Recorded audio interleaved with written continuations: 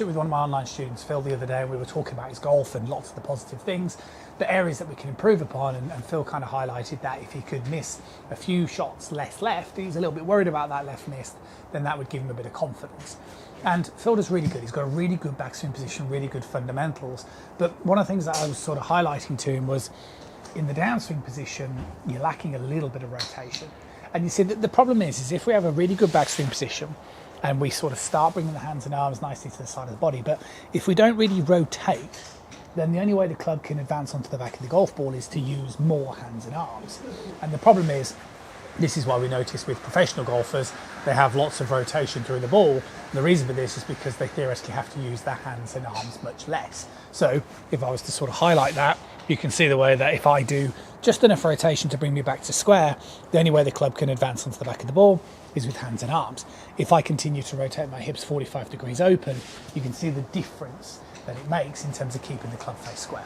So that's what we needed to do.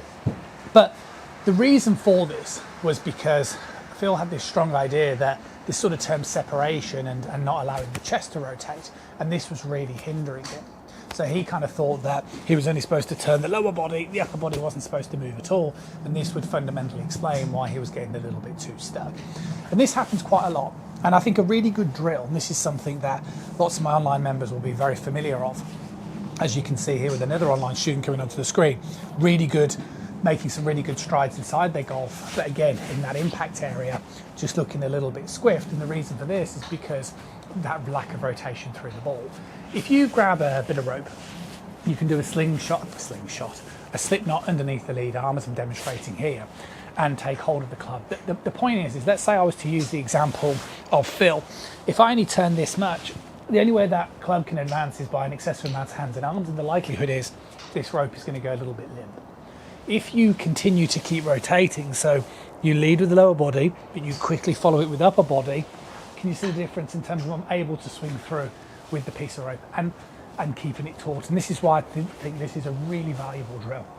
So with a lot of my online members, it takes them a little bit of encouragement to go and grab a little bit of rope, from a hardware store, etc. But once you do, you can just practice hitting some gentle sort of shots. You don't have to try and hit it as hard as you can.